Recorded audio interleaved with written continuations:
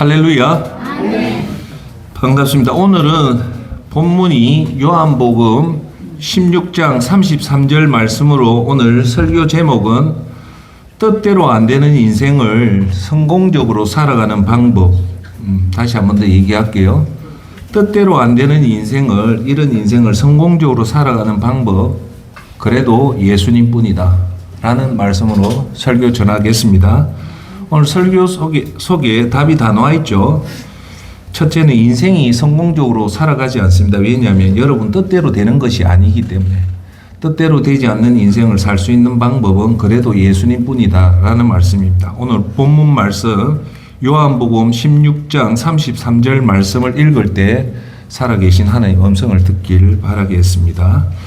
너희가 내 안에서 평안을 누리게 하려는 것이다. 너희가 이 세상에서 고난을 당할 것이다. 그러나 담대하라. 내가 세상을 이미 이겼다. 할렐루야. 아멘. 오늘 본문 말씀 요한복음 16장 33절에 예수님이 분명히 이렇게 얘기합니다. 너희가 이 세상에서 행복하게 살 거라는 말을 안 해요. 뭐라고 얘기하냐면 너희가 이 세상에서 고난을 당한다는 거예요. 이 당하는데 여기에 불안하고 초조하지 말고 담대하라는 거예요. 왜냐? 내가 십자가에서 이미 세상을 이겼다는 겁니다. 할렐루야. 아멘. 그래서 오늘 제가 여러분한테 말씀드린 건 인생은 여러분이 죽을 때까지 여러분 뜻대로 안 되는 것이 인생입니다. 할렐루야. 아멘. 여러분 인간이 사실 할 수 있는 것은 사실 일부에 불과해요. 먹는 것, 자는 것, 사람 만나는 것, 운동하는 것, 요런 조그만 것들은 여러분 뜻대로 되지만 큰 것은 여러분 뜻대로 안 됩니다. 할렐루야. 아멘. 그거 믿습니까? 아멘. 여러분 살아보니까 여러분 뜻대로 됩니까? 조그만 일은 뜻대로 되지만 크고 중요한 문제는 사실 여러분 뜻대로 안 돼요. 그걸 항상 저와 여러분이 가슴에 두어야 되는 이유가 뭐냐? 뜻대로 안 되기 때문에 우리가 누군가를 붙잡아야 돼요. 할렐루야. 그걸 예수님을 모르는 사람은 점쟁이에게 붙잡고, 어떤 사람은 자식들한테 붙잡고, 어떤 사람은 돈에 붙잡고, 어떤 사람은 권력에 붙잡아요. 왜? 불안하니까, 내 뜻대로 안 되니까.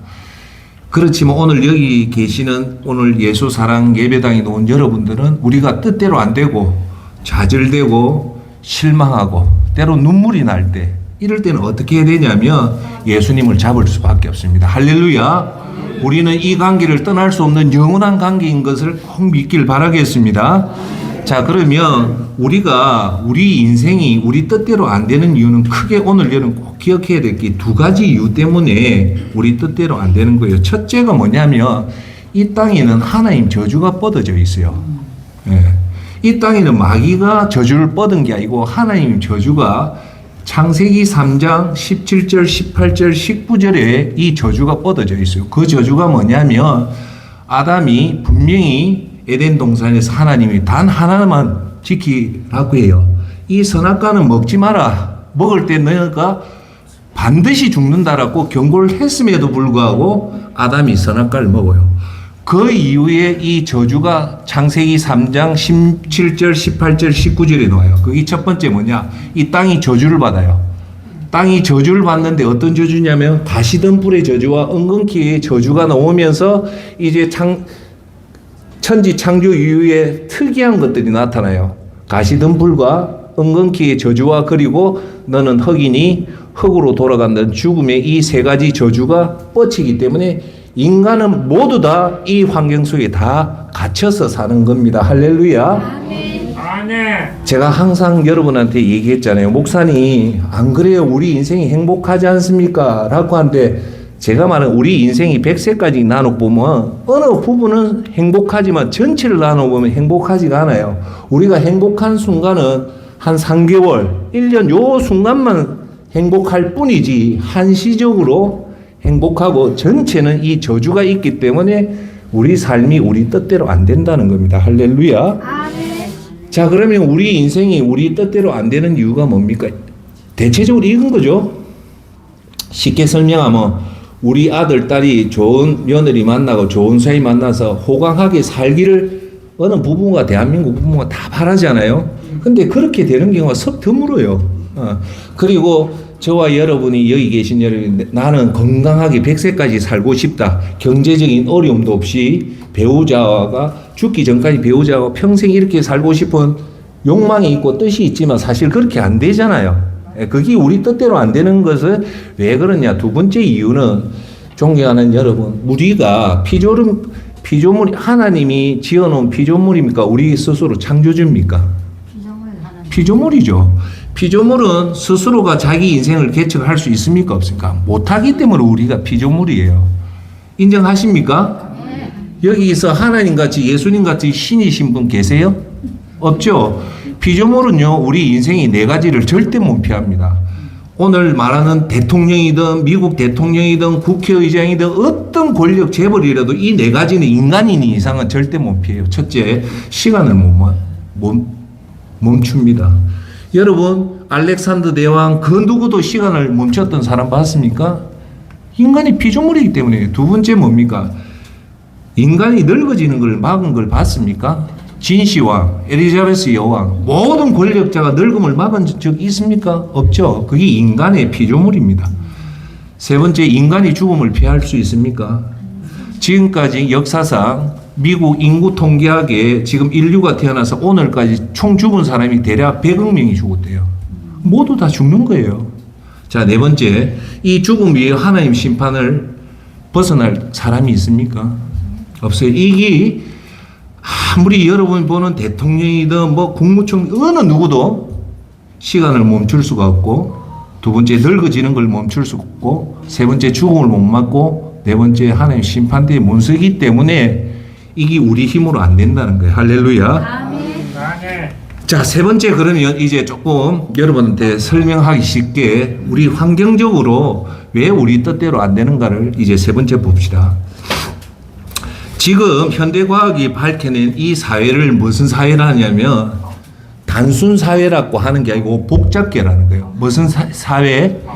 대단히 복잡한 사회, 이 복잡계라는 거예요.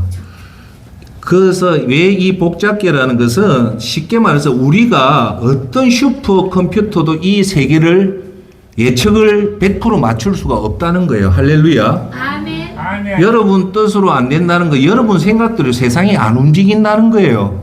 그 말은 뭐냐? 실수를 할 수밖에 없다는 거예요. 자, 복잡계 세상이라는 것은 컴플렉스 시스템이라고 해서 여러분 알아놓으시면 도움이 됩니다. 이 세상은 움직이는 것들이, 이 세상을 움직이는 것들이 여러 요소들이 엄청나게 많잖아요. 그 하나 예를 들어 볼게요. 예. 자, 미국에 천재들이 가는 곳이 어디냐면 나사 물리학, 나사 우주센터하고 또 하나가 미국의 투자은행에 천재들이 가요. 여러분, 미국의 투자은행 예를 들어서 뭐 모건 스탠리나 뭐 쉽게 얘기할게요. 우리나라에 삼성전자 있죠. 삼성전자. 주식만 연구하는 천재들이 미국 월스트리트 몇 명이냐? 60명이 반만 모으면 삼성전자 주가만 연구를 해요. 이 천재들이.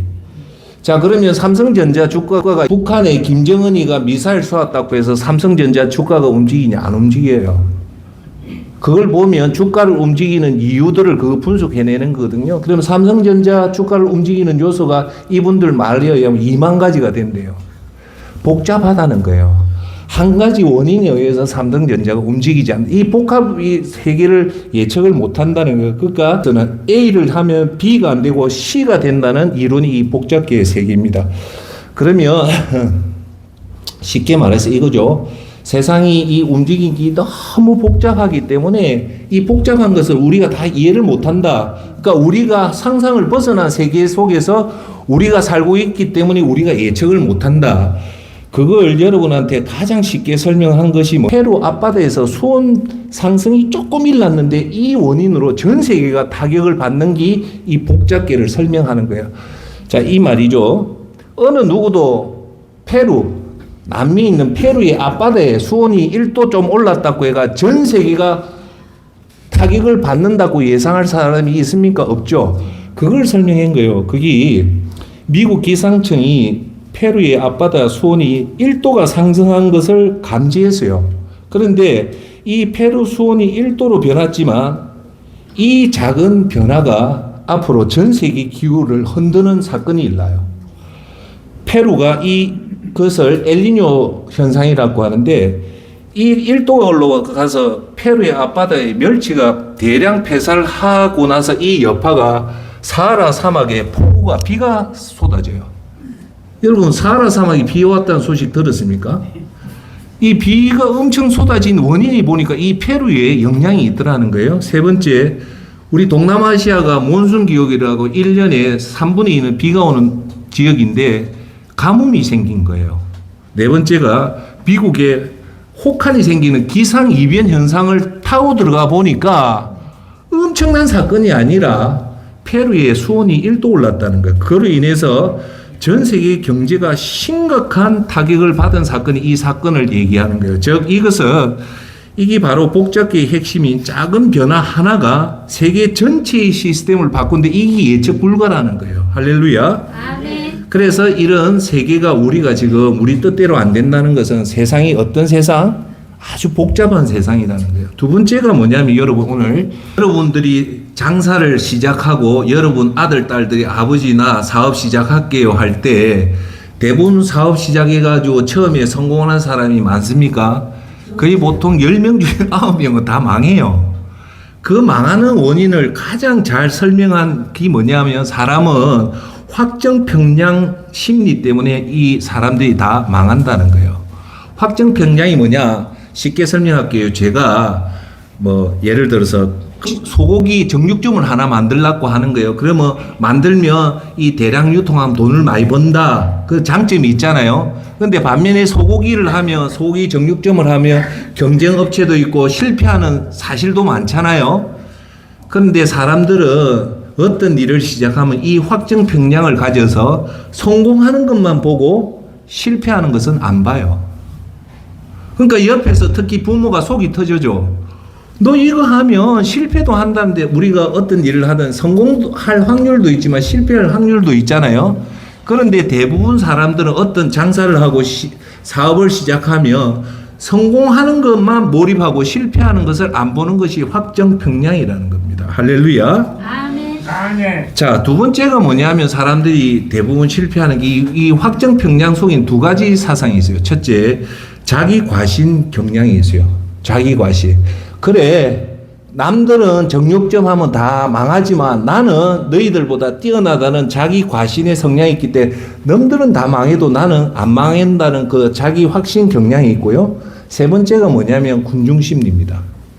다른 사람들도 다 하면 나도 성공한다는 요 세 가지. 첫째, 반드시 실패를 봐야 되는데도 불구하고 안 보고 성공하는 것만 보고. 두 번째, 자기가 능력보다 과도하게 과신을 한다는 거예요. 세 번째, 이 군중 심리에 의해서 대부분 사업을 하면 실패를 하는 원인이 여기 있습니다. 할렐루야. 아멘. 자, 그러면 제가 여기서 하나만 더 얘기하면 오늘 중요한 얘기인데 요 세 가지요. 네 번째가 뭐냐면 경제학적으로 하면 매물 비용 오류라는 게 있어요. 매물 비용 오류. 이걸 쉽게 얘기할게요. 내가 지금 이거 하면서 돈을 5천만 원 투자했어요. 그런데 5천만 원 빨리 손을 털고 놓으면 5천만 원으로 손실을 막는데 내가 지금까지 5천만 원을 투자했기 때문에 더 이상 나는 못 물러난다는 거예요. 그러다 보니까 자꾸 돈을 투자하다가 5천만 원 손실을 볼기 2억의 손실을 보는 게 매몰 비용 오류입니다. 지금까지 투자한 게 아까워서 손을 못 놓는 거예요. 이해하세요? 그래서 이걸 뭐라고 얘기하면 손절매라고 합니다. 로스컷이래요. 이걸 여러분한테 간단하게 설명하면 일반인들 잘 이해를 못해요. 이거예요. 주식을 샀는데 주식이 지금 떨어져요. 10만 원 주고 샀는데 9만 원 떨어졌단 말입니다. 그러면 빨리 손절을 하는 게 나아요. 그러면 만 원의 손실이 확정되는데 대부분 사람은 만 원의 손실을 그냥 들고 있다가 결국은 10만 원짜리 주식이 만 원까지 떨어질 때까지 들고 있다 큰 손실을 보는 거예요. 할렐루야. 아멘. 그래서 제가 여러분한테 말씀드린 일반적인 사람은 이 매물 비용 오류에서 손을 못 털어요. 경험이 없기 때문에 계속 들고 있어요. 그러다가 쉽게 말해서 1억 손실 날기 자기 전 재산 투자해가 5억까지 다 손실 나서 회생 불가 상태가 오는 이유가 이거예요. 자, 여기서 제가 오늘 여러분한테 말씀을 했기 때문에 꼭 하나만 말씀을 드릴게요.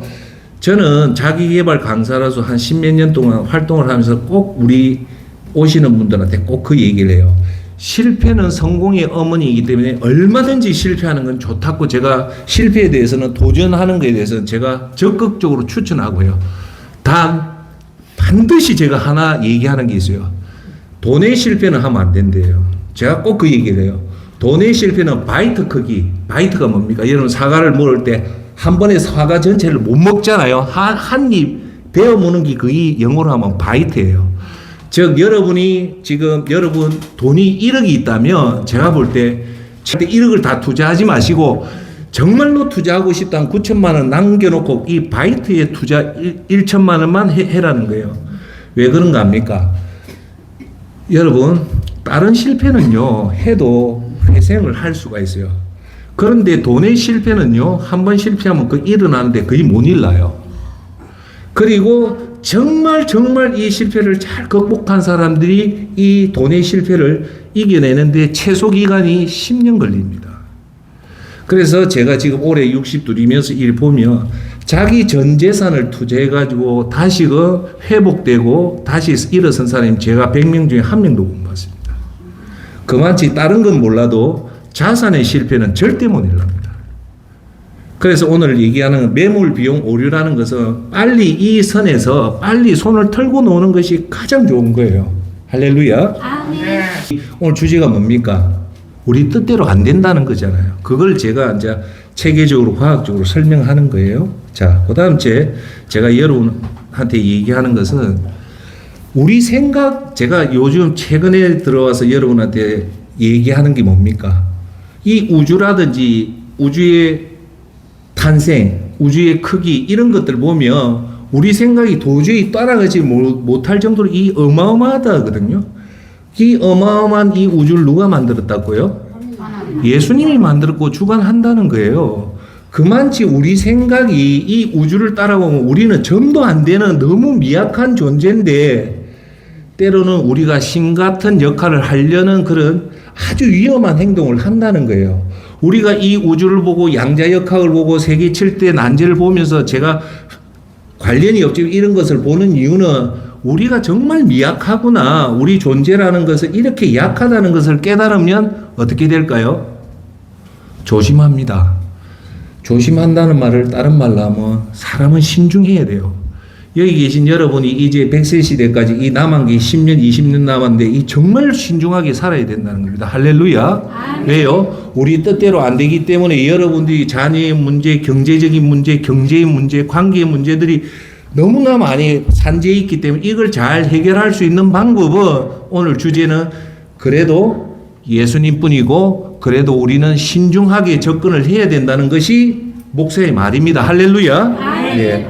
자, 우주가 지금까지 우리 나이가 지금 100세죠. 우리는 빅뱅에 의해서 우주는 창세기 1장 1절에 뭐라고 얘기합니까? 태초에 하나님이 천지를 창조하시느니라 하고 그 다음에 빛이 있으라 했잖아요. 이 빛이 우주는 빅뱅 이론 빛에 의해서 탄생이 돼요. 그래서 점점 팽창되다가 지금 현재 138억 년까지 와한 거예요. 지금 우주의 나이가. 그러면 예수님은 최소 138억 년 전에 지금까지 계속 계신다는 거다. 그만치 영원하다. 지금부터 제가 말하는 이거는 여러분들이 이해를 하려면 요 두 단어를 이해하셔야 돼요. 그게 뭐냐? 초월입니다. 초월. 우리 생각이 그걸 못 따라가기 때문에 그걸 이해할 수 있는 말은 초월이에요.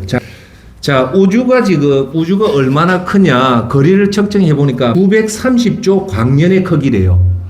930조 광년. 그러면 1광년의 속도가 얼마냐면 얘기했지만 9조 4,600억 킬로미터입니다. 1광년, 빛이 1년 동안 갈 수 있는 거리가 9조 4,600억 킬로미터인데 이거는 여러분 자동차가 보통 시속 100km고 비행기가 보통 900km거든요. 그런데 지금 우주선이 달리는 속도가 60만 킬로입니다. 60만 킬로. 놀랍죠? 비행기가 900이니까 우주선은 60만 킬로로 이렇게 가면 1광년에 도달할 수 있는 기간이 17만 년이 가야지 1광년에 도달해요. 이 1광년, 1년 동안 가는 게 17만 년에 도착한다는 거예요. 그럼 1강년이 아니고 우주의 크기가 지금 930조 강년이라는 거예요. 그럼 여러분 생각이 따라갑니까? 못 따라갑니까? 못 따라가니까 이걸 설명할 수 있는 것은 초월이라는 거예요. 초월. 이 우주를 누가 만들었다? 예수님이 만들고 예수님이 주관한다는 것은 제가 여러분한테 연세가 들었지만 치매를 안 걸리냐면 자꾸 생각을 해야 되거든요. 생각의 영역을 자꾸 확장해야 되는 게 이런 우주를 보고 그리고 양자역학이라는 이런 걸 자꾸 공부를 해라는 게 뭐냐면 우리의 생각의 한계를 넘어서야만이 그때서 저와 여러분이 하나님의 위대한 존재를 좀 깨닫는다는 겁니다. 할렐루야. 대단하죠. 그죠? 예. 자, 그래서 제가 말씀드리는 것은 이 우주나 이 크기나 이런 것들을 보면 우리 인간이 너무나 작다. 이 세상을 우리가 안다는 것 자체가 모순이라는 거예요. 그래서 오늘 말하는 것은 왜 우리 삶이 우리 뜻대로 안 되느냐를 제가 설명하는 이유가 이거라는 겁니다. 할렐루야. 아멘. 자, 지금부터 그러면 이렇게 어마어마한 세상에 살고 우리가 이 지금 따지고 보는 세상을 보면 세계 7대 난제라고 있어요.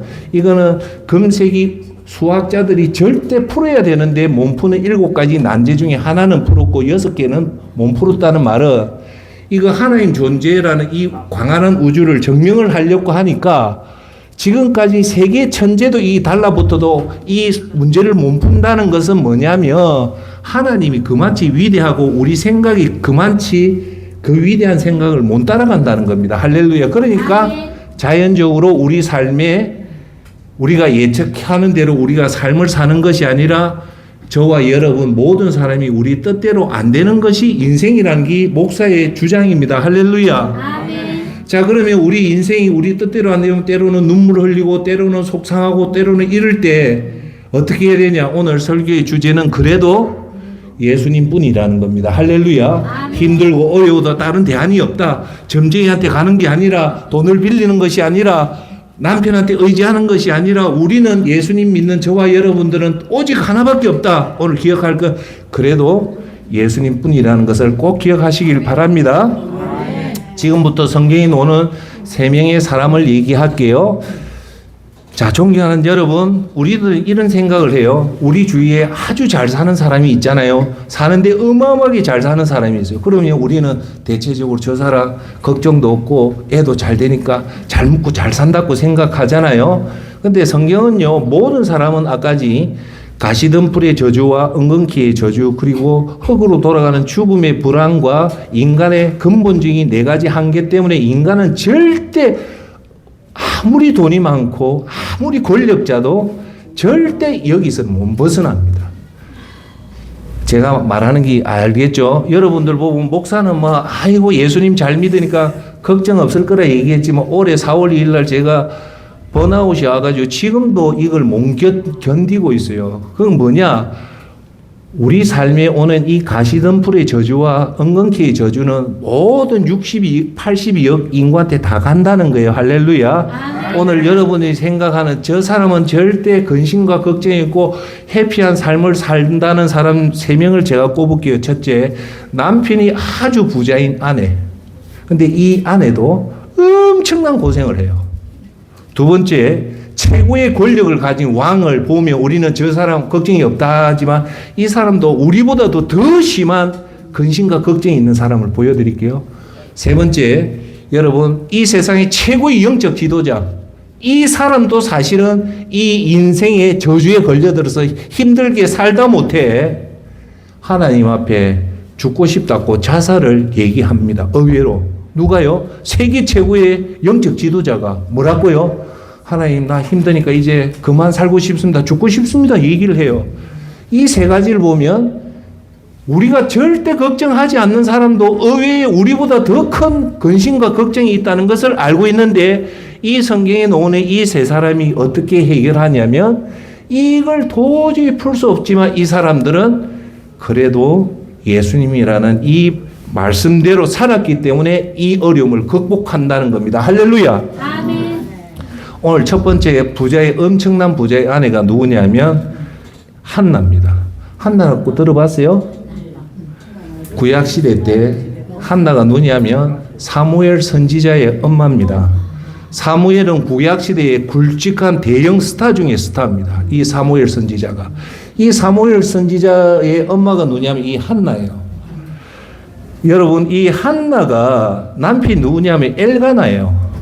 엘가나는 이 남편이 누구냐면 이 사람이 성경에 보면 레위 지파인 것만은 분명한데 이 사람이 상당히 잘 살았다는 게 첩이 있었어요.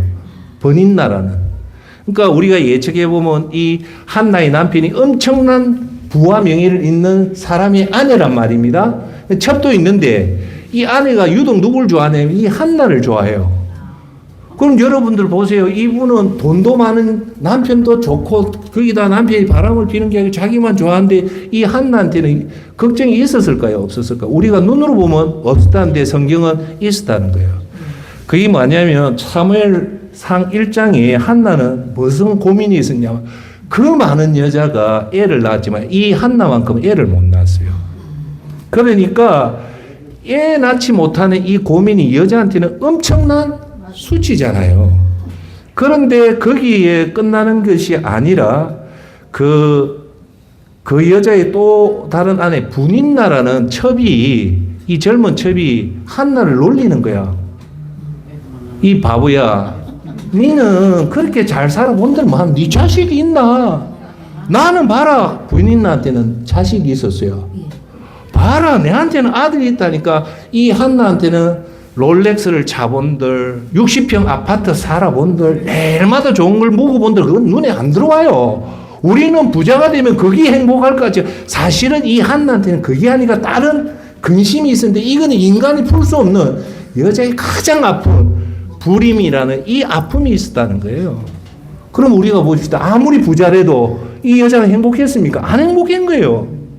불임에다가 첩인 지 동생 뻘 되는 여자가 자기를 놀리니까 이게 너무 한에 사무쳐서 사무엘상 1장 10절에 이 한나의 괴로움이 나와요.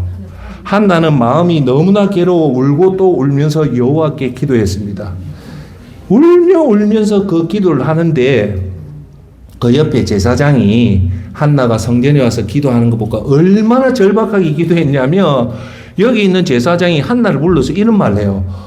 아이고 기부인님 정말 무슨 고민이 있어서 이렇게 애간장 끓을 정도로 기도를 합니까? 라고 한 게 아니라 한나 불러가 네 술 먹었지? 이 소리를 하는 거예요.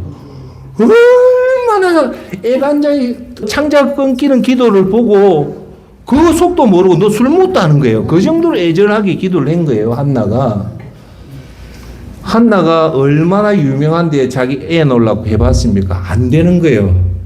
자, 존경하는 여러분, 이렇게 우리 힘으로 안 되고 슬픔과 저주와 불안이 왔을 때 우리가 갈 수 있는 길은 뭐냐? 한나는 그래도 예수님을 손을 잡은 거예요. 할렐루야. 아멘. 이렇게 예수님 손을 꼭 붙잡고 하나님 앞에서 기도를 하니까 하나님 그 기도를 듣고 한나한테 이제 딱 하나의 아들이지. 그 이후에 아들을 많이 주는데 그 아들이 바로 이스라엘 역사를 바꾸는 사무엘이 탄생합니다. 할렐루야. 아멘. 한나는 이 어려운 가운데서 뭘 잡았습니까? 그래도 예수님뿐이라 잡으니까 이 문제가 해결된 겁니다. 할렐루야. 아멘.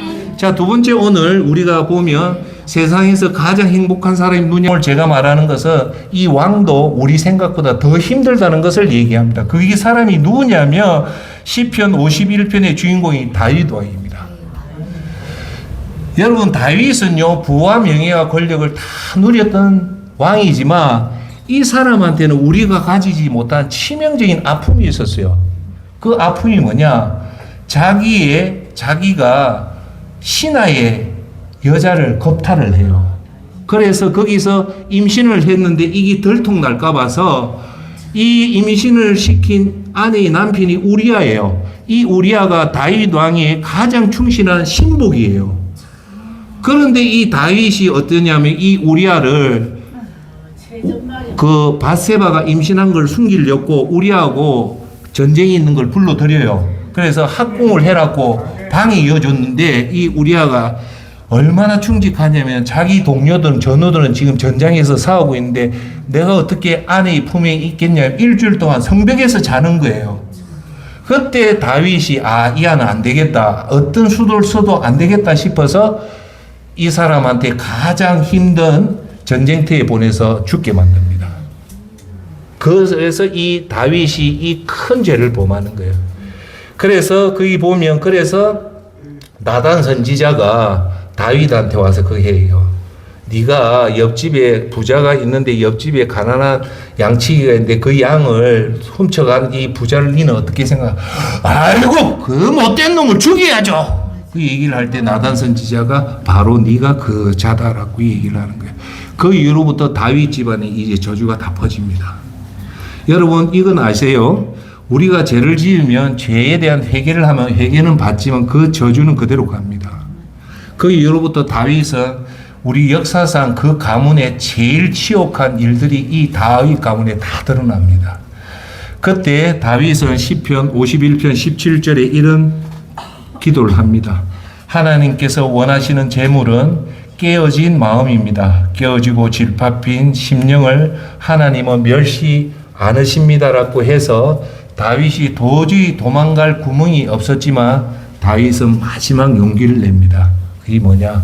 그래도 예수님뿐이라는 그 절박한 심정에 예수님을 붙잡고 하나님 앞에 상한 심정을 엎드릴 때 하나님은 이 기도를 받아들이고 다윗을 지켜줍니다. 할렐루야. 아멘. 오늘 다윗을 보면 우리가 들어야 알 수 있는 교훈은 두 가지예요. 첫째, 왕이라도 아무 근심 걱정이 없는 왕이라도 사실은 들어가서 보니까 우리 일반인보다 더 힘든 문제가 있다는 것을 꼭 기억해라. 오늘 설교 제목이 뭡니까? 인생은 내 뜻대로 안 된다는 거예요. 여러분 역설적으로 얘기합시다. 우리가 뜻대로 되는 것은 인간의 피조물이 아니고 곧 누굽니까? 신입니다. 그래서 이사야서는 반드시 얘기합니다. 꽃은 떨어지고 풀은 마르고 하나님 말씀은 영원하다는 것이 피조물과 신의 존재를 극명하게 얘기하는 거예요. 여러분 어떠한 아름다움도 늙음에 늙어지고 어떠한 권력도 시드는 것이 하나님의 법칙입니다. 할렐루야. 꽃이 안 시들고 풀이 안 마르면 이거는 피조물이 아니고 신입니다. 할렐루야. 오늘도 제가 여러분한테 드리는 말씀은 우리는 항상 피조물이라는 것을 안다는 것은 우리 실체를 알고 겸손하니까 항상 어려울 때마다 누구 손을 잡아야 된다? 그래도 예수님 뿐이라는 마음을 꼭 가지시길 바라겠습니다. 이제 또 세 번째 사람. 이 사람만큼은 아무 고민이 없겠지. 여의도 순복음의 무슨 목사, 명성교회 무슨 목사, 여러분들 보면 11주일에 놓은 그 사람들 재산 어마어마합니다. 근데 성경은 인생은 내 마음대로 안 된다는 거예요. 왜요? 피조물인데. 그런데 오늘 제가 말하는 이 종교 지도자는 누구냐면 이 세상에서요 죽지 않고 천국 간 사람이 있습니다. 모든 사람은 죽었지만 성경에는 안 죽고 천국 간 사람이 두 명이 나와요. 구약 성경에 하나가 누구냐면 에녹입니다. 에녹이 안 죽고 하늘나라에 올라갑니다. 두 번째가 누구냐면 엘리야입니다. 엘리야가 해오리 바람에 의해서 유일하게 안 죽고 천국 갑니다. 오늘 말하는 이 엘리야입니다. 여러분 인간에서 죽지 않고 천국 갔던 이 엘리야는 우리가 상식적으로 봅시다. 이분은 행복할 거고 모든 하나님의 비밀을 다 하는 사람이 절대 우울하고 불안하고 자기 뜻대로 안 되지 않는 사람 중에 왕보다 더 했을 거 아닙니까? 그런데 이 엘리야는요, 열왕기상 19장에 보면 엘리야의 모습이 나와요. 이때가 뭐냐면 갈멜산에서 850명의 바알신과 싸워서 이겨요. 이겨서 바알신들을 그 시내가에 다 죽여요. 그러니까 쉽게 말해 영적 전쟁에서 대승리를 합니다. 모세가 출애굽을 해서 홍해 바다를 갈랐듯이 엘리야는 역사 구약 시대의 가장 위대한 사건이 이 갈멜산 전투에서 혼자 1대 850명의 우상숭배 제사장과 싸워서 이겨요. 이기고 나서 이제 여기서 끝인 줄 알았는데 그 다음 장면이 기가 막힌 장면이 나와요. 뭐냐? 이 사람을 이 850 제사장을 누가 세웠냐면 이때 왕의 왕비란 이사벨이라는 이방 여자 왕비가 이 제사장을 데리고 왔는데 엘리야가 이 제사장을 다 죽였단 말입니다. 그럼 이 왕비가 화가 날까요, 안 날까요? 분기가 탱천한 거예요. 그래서 엘리야를 잡아 죽이겠다는 거예요. 근데 의외로 근데 의외로 엘리야가 이 반응이에요.